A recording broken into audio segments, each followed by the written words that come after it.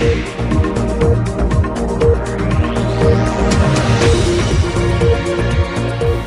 દર્શક મિત્રો, આપ નિહાળી રહ્યા છો S9 ન્યૂઝ। હું છું આશિષ સાવલિયા અને આપની સમક્ષ લઈને આવ્યો છું સ્પીડ 9। દેશ વિદેશ, ફિલ્મ જગત, રમતગમત, બિઝનેસ અને તે સિવાય કેટલાક ક્ષેત્રો સાથે સંકળાયેલી કેટલીક ખબરો। તો આવો નજર કરીએ સ્પીડ 9 પર।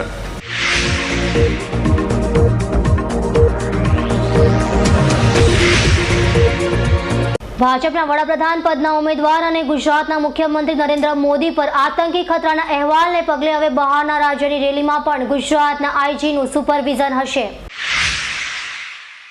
27મી ઓક્ટોબરે બિહારના પટનામાં યોજાનાર મોદીની હુંકાર રેલીમાં પક્ષના વરિષ્ઠ નેતા અને નરેન્દ્ર મોદીના ગુરુ લાલકૃષ્ણ અડવાણી નહીં જાય। આશારામના જમ્મુ આશ્રમમાં 3 બાળકોના શંકાસ્પદ મૃત્યુ પછી તેમને ત્યાં જ દફનાવવામાં આવ્યા હોવાની ચર્ચાએ જોર પકડ્યું।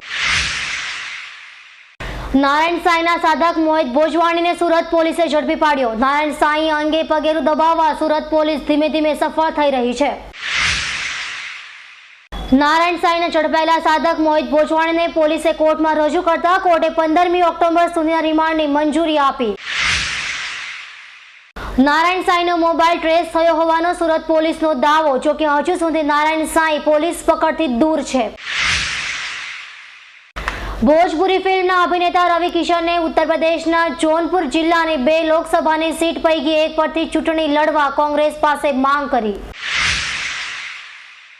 102 નોટ આઉટ ગુજરાતી નાટક પર બોલિવૂડની ફિલ્મ બનશે અને તેમાં મુખ્ય ભૂમિકા અદા કરશે બિગ બી, અમિતાભ બચ્ચન અને પરેશ રાવલ।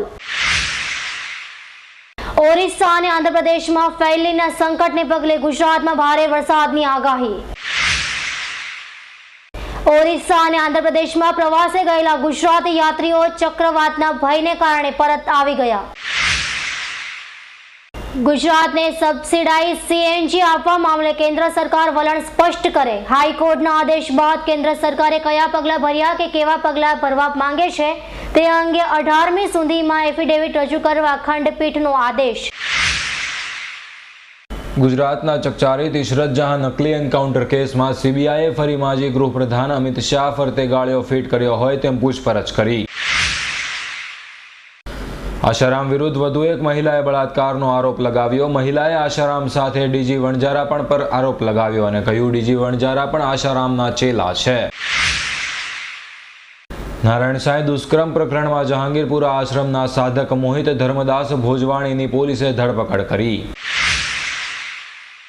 પાકિસ્તાન મરીન ફાયરિંગમાં 1નું મોત। પાકિસ્તાન મરીને ફાયરિંગ પર ભારત ભારતીય બોટ સહિત 30 માછીમારોનું અપહરણ કર્યું। પોરબંદરની દરિયાઈ સીમામાં પાકિસ્તાનની મરીનની બોટે ભારતીય માછીમાર બોટ પર ફાયરિંગ કરી એક માછીમારને ગોળી મારી નાખી હત્યા બાદ અન્ય 30 માછીમારોનું અપહરણ કર્યું। આગામી વિધાનસભાની ચૂંટણીને ધ્યાને લઈ છત્તીસગઢ કોંગ્રેસ દ્વારા 17 ઉમેદવારોના નામની જાહેરાત કરી દેવામાં આવી। મુંબઈમાં રેલવે ટ્રેક ક્રોસ કરતા છેલ્લા 9 મહિનામાં 250 લોકોના મોત નીપજ્યા। ફક્ત રેલવે અકસ્માતમાં મૃત્યુ પામેલા તેમજ ચોપડે નોંધાયેલા છે, જ્યારે જાન્યુઆરીથી સપ્ટેમ્બરના એન્ડ સુધીમાં આંકડા અધધ છે। ઓરિસ્સા અને આંધ્રપ્રદેશમાં પ્રચંડ વાવાઝોડું ત્રાટકવાનો ખતરો। ઓરિસ્સામાંથી 4 લાખ અને આંધ્રપ્રદેશના તટીય વિસ્તારમાંથી 55,000 લોકોનું સ્થળાંતર કરાયું। મોડી સાંજ સુધીમાં ઓરિસ્સા અને આંધ્રપ્રદેશમાં ફેલીન વાવાઝોડું ત્રાટકે તેવી શક્યતાઓ વચ્ચે લશ્કર સજ્જ કરાયું। ઓરિસ્સા સરકારે સમુદ્રી તોફાન ફેલીનના ખતરાને ધ્યાને લઈ નીચાણવાળા તટીય વિસ્તારમાંથી લોકોને સુરક્ષિત સ્થળે ખસેડ્યા। અયોધ્યામાં ભવ્ય રામ મંદિર નિર્માણ કરવા ઉત્તર પ્રદેશ સરકારની યોજના। રામ મંદિરના મુદ્દે આગળ ધપવા સમાજવાદી પાર્ટીના સુપ્રીમો મુલાયમસિંહ ગંભીર। લોકસભાની ચૂંટણી નજીક છે ત્યારે ભાજપની મંદિર ઝુંબેશનો સામનો કરવા સમાજવાદી પાર્ટીએ પણ સોમનાથ મંદિરની જેમ જ અયોધ્યામાં રામ મંદિર પર વિચારણા હાથ ધરવાની તૈયારી કરી। અયોધ્યામાં મંદિરના મુદ્દે ઉત્તર પ્રદેશ સરકારની ગુલાટ। સરકારે કહ્યું મંદિર નિર્માણની કોઈ યોજના નથી। ઉત્તર પ્રદેશની સરકારની રામ મંદિર અંગે ઉચ્ચ કક્ષાની બેઠક બોલાવી। માંગણીએ ઘણા લોકોને ગુસ્સો કરી ભાવ ઊંચા કર્યા બાદ રાજ્ય સરકારે ઝડપથી અહેવાલને નકારી કાઢ્યા। સ્વતંત્ર તેલંગાણા રાજ્યને ચંદ્રબાબુ નાયડુનું સમર્થન। અલગ તેલંગાણા રાજ્ય માટે DTPનું સમર્થન મળ્યું।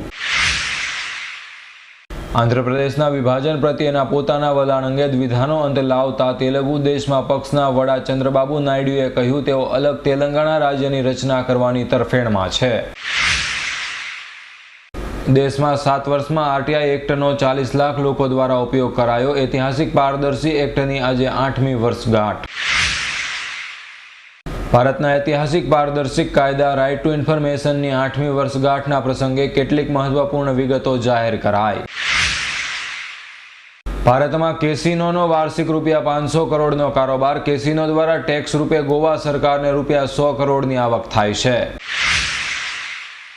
ભારતના કેસિનોનો બિઝનેસનો આંકડો મહેસૂલની દ્રષ્ટિએ 500 કરોડની આસપાસ છે. સૌથી મોટા કેસિનોનો ચેરમેને કહ્યું, દેશમાં કેસિનોનો કારોબાર વધી રહ્યા છે. ભારતના 1000 પૈકી 57ના જન્મ વેળાએ મોત. સ્તનપાનથી નવજાત શિશુના મૃત્યુદરમાં 10% ઘટાડો નોંધાયો. સ્તનપાનથી ન્યુમોનિયા અને ડાયરિયા જેવી બીમારીને દૂર રાખી શકાય છે, તેમ નિષ્ણાંતોએ અભ્યાસ બાદ દાવો કર્યો. આશિકી 2થી બોલિવૂડમાં પ્રવેશેલી શ્રદ્ધા કપૂર મોહિત સુરી સાથે ફરીથી નજરે પડશે. સૈફ અને કરીના લંડનમાં 16મી પોતાના લગ્નની વર્ષગાંઠ ઉજવશે. બંને સ્ટાર લગ્નની વર્ષગાંઠ શાનદાર રીતે મનાવવા તૈયારીમાં જોતરાઈ ગયા. દીપિકા લોકપ્રિયતાના મામલે કેટરીના કૈફથી આગળ નીકળી ગઈ. બોલિવૂડમાં હવે સૌથી લોકપ્રિય અભિનેત્રી તરીકે દીપિકા પાદુકોણનું નામ. બોલિવૂડના સક્સેસમેન આમિર ખાનની પીકે ક્રિસમસ ફિલ્મ 2013માં નહીં આવે. બોલિવૂડમાં સૌથી સફળ અને કુશળ અભિનેત્રી દીપિકા પાદુકોણ બોલિવૂડના બાદશાહ શાહરૂખ ખાન સાથે આવનારી ફિલ્મને લઈ આશાવાદી. પોર્ન સ્ટાર સની લિયોનની લોકપ્રિયતા વધી રહી છે, ત્યારે હવે યુટીવીની ફિલ્મમાં પણ સની લિયોન નજરે પડશે, જ્યારે અભિનેતાની પસંદગી હજી બાકી છે. અમેરિકામાં 2005માં ત્રાટકેલા કેટરીના વાવાઝોડા કરતાં પણ ફેલિન વાવાઝોડું વધારે ખરાબ હોઈ શકે તેવી હવામાન ખાતાની આગાહી. ઓરિસ્સા અને આંધ્રપ્રદેશમાં આવનાર ફેલિન વાવાઝોડું સખત નુકસાન અને પૂર લાવશે તેવું વિદેશ હવામાન શાસ્ત્રીઓ અને અધિકારીઓને ભય. ઇન્ફોસિસના શેરનો ભાવ 7.54% ઉછળીને ₹3,360ની એક વર્ષની ટોચે પહોંચ્યો. ઇન્ફોસિસના બીજા ત્રિમાસિકના ચોખ્ખા નફામાં 1.6% વૃદ્ધિ. ભારતની બીજા ક્રમની સોફ્ટવેર નિકાસકાર કંપની ઇન્ફોસિસમાં અપેક્ષા કરતા ઓછો વધારો નોંધાયો, જો કે નીચલા સ્તરે પણ વેચાણ વધવાની આગાહી. જોધપુર કોર્ટે ટ્રાન્ઝિટ રિમાન્ડ મંજૂર કરતા યૌન શોષણના આરોપી આસારામને ગાંધીનગરની કોર્ટ સમક્ષ રજૂ કરવામાં આવશે. આસારામને ગાંધીનગરની કોર્ટમાં રજૂ કરવામાં આવનાર હોય. કોર્ટ પરિસરમાં લોખંડી પોલીસ વ્યવસ્થા ગોઠવાઈ, જ્યારે કોર્ટમાં અન્ય વ્યક્તિઓને પ્રવેશ નહીં અપાશે. યૌન શોષણ મામલે આસારામની પત્ની લક્ષ્મી અને પુત્રી ભારતીએ પણ ફરિયાદ રદ કરવા ગુજરાત હાઈકોર્ટમાં અરજી કરી. આસારામના પત્ની અને પુત્રી સાથે અન્ય 3 મહિલા સાધકોએ પણ ફરિયાદ રદ કરવા અરજી કરી. યુવતી સાથે દુષ્કર્મ કેસમાં આસારામના પુત્ર નારાયણ સાંઈની આગોતરા જામીન અરજી પર આગામી 15મી ઓક્ટોબરે સુનાવણી હાથ ધરાશે. નારાયણ સાંઈની લીલામાં મદદરૂપ થનાર સાધકો અને સેવિકાઓને પણ પોલીસ નોટિસ આપશે. હાલ જે સાધક સેવિકાઓ પોલીસ સમક્ષ હાજર થયા નથી કે પોલીસના હાથમાં આવ્યા નથી, તેઓનું પગેરું મેળવવા પોલીસના પ્રયાસો. પોલીસની નોટિસ અને કોર્ટમાં આગોતરા અરજી વચ્ચે નારાયણ સાંઈ રાજસ્થાન અને મધ્યપ્રદેશના સરહદી વિસ્તારમાં હોવાની પોલીસની આશંકા. નારાયણ સાંઈને ઝડપી પડવા ઇલેક્ટ્રોનિક સર્વેલન્સ કરતી પોલીસના હાથ ટૂંકા પડી રહ્યા છે, કારણ કે નારાયણ સાંઈ મોબાઈલ નંબર સતત બદલ્યા કરતો હોવાનું જણાઈ રહ્યું છે. નારાયણ સાંઈના નિકટનો સાધક સ્પેશિયલ ઇન્વેસ્ટિગેશન ટીમની ઝપટમાં આવ્યો. રાજસ્થાનથી સાધક નારાયણના સંપર્કમાં છે કે નહીં તે સહિત મોબાઈલની વિગતોની પોલીસ તપાસ હાથ ધરશે. આસારામની વોર્ડન શિલ્પી અને સાધક શિવાની કસ્ટડી વધારાઈ. બંનેની હજુ 25મી ઓક્ટોબર સુધી કસ્ટડીમાં રહેવું પડશે. 17મીથી રેલવેમાં ખાવાનું અને રાજધાની શતાબ્દી દુરાંતો ટ્રેનોમાં પ્રવાસો મોંઘા બનશે. ખાસ ટ્રેનોમાં ₹20થી 50 ટિકિટ દીઠ વધુ ચૂકવવા પડશે અને ખાવાનું ₹25થી 27 મોંઘું બનશે. સિરિયાની કટોકટીની તાજેતરમાં પ્રકાશમાં આવેલી OPDW સંસ્થાએ રાસાયણિક શસ્ત્રોની બાબતમાં સતર્કતા રાખી સંસ્થા ગણી આ વર્ષનું શાંતિ માટેનું નોબેલ ઇનામ આપ્યું. ઓગસ્ટ માસમાં દેશનો ઔદ્યોગિક ઉત્પાદન વિકાસ દર ઘટીને 0.6% થયો. જુલાઈ માસમાં 2.8%નો મધ્યમ વિકાસ નોંધાયા બાદ ખાર કરી ઉત્પાદન અને ખાણ ખનન ક્ષેત્રના ઉત્પાદનમાં ઘટાડાના કારણે જ ઓગસ્ટ માસમાં ઉત્પાદનમાં તીવ્ર ઘટાડો નોંધાયો.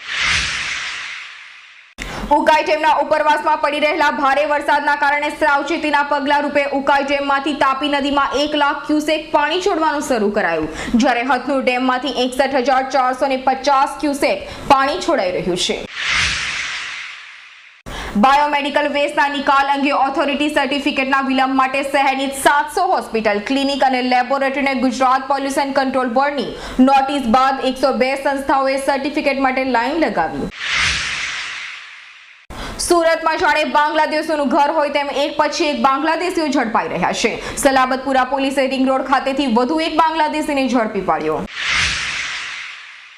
નરેન્દ્ર મોદીના દેવાલયો પછી શૌચાલયો પહેલાના નિવેદન બાદ ગુજરાતમાં કરાયેલા સર્વેમાં રાજ્યમાં જાહેર શૌચાલયો કરતા 7 ગણા દેવાલયો હોવાનું બહાર આવ્યું છે. સરકાર તહેવારો બગાડશે, ખાદ્ય તેલ મોંઘું કરવાની સરકારની તૈયારીઓ. ડુંગળીના ભાવ ડિસ્કો કરતા બંધ થયા ત્યાં સરકાર ખાદ્ય તેલોના ભાવ સળગાવવા તૈયારી કરી રહી છે. અમેરિકામાં શટડાઉનની કટોકટી ઉકેલવા માટેની રાષ્ટ્રપતિ બરાક ઓબામા અને રિપબ્લિકન સાંસદો વચ્ચેની બેઠક નિષ્ફળ. વસુંધરા રાજે કહ્યું કે રાજસ્થાનમાં ભાજપે હજુ સુધી ચૂંટણી માટે ઉમેદવાર નક્કી નથી કર્યા. વસુંધરા રાજે વધુમાં કહ્યું કે કાર્યકર્તા જનતામાં લોકપ્રિય હશે અને જેને જનતા જીતનો મુંગટ પહેરાવવાની ઈચ્છા વ્યક્ત કરશે તેને જ ભાજપની ટિકિટ અપાશે. બ્રિટનના મહારાણીના પગારમાં 22%નો વધારો કરાયો. ફુગાવાની સમસ્યા માત્ર ભારતના આમ આદમીને જ સતાવી રહી છે તેવું નથી. બ્રિટનની મહારાણીનું જીવન ધોરણ ઊંચું જતા તેમનો પણ પગાર વધારો કરાયો. રાજકોટમાં સગીર પર ચપ્પુની અણી અપહરણ કરી બળાત્કાર ગુજાયો. રાત્રે 10:30 વાગ્યે ગરબા જોવા નીકળેલી 15 વર્ષીય ગભરૂ બાળાને બ્રાહ્મણ અને કડિયા શખ્સે છરીની અણીએ ઉઠાવી લઈ જઈ બળાત્કાર ગુજાર્યો.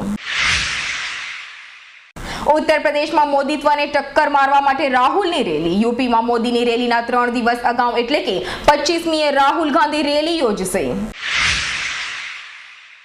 કેન્દ્ર સરકારના 2 અગત્યના બિલ પાસ થયા બાદ થોડી જોરમાં આવેલી કોંગ્રેસ મોદીને પડકાર ફેંકવાની તૈયારીમાં. યુપીના રાજમાં રાહુલની રેલી યોજાશે. દિલ્હી અને મુંબઈના ભાવે ગુજરાતને સીએનજી આપવા કેન્દ્ર સરકારે સમય માંગ્યો. ગુજરાત હાઈકોર્ટમાં વધુ 16 સપ્તાહની માંગણી કરતી અરજી કરાઈ. તો દર્શક મિત્રો, આ હતી અમારી ખાસ રજૂઆત સ્પીડ 9. આવી જ ખબરો સાથે ફરી મળીશું. ત્યાં સુધી રજા આપશો. નમસ્કાર.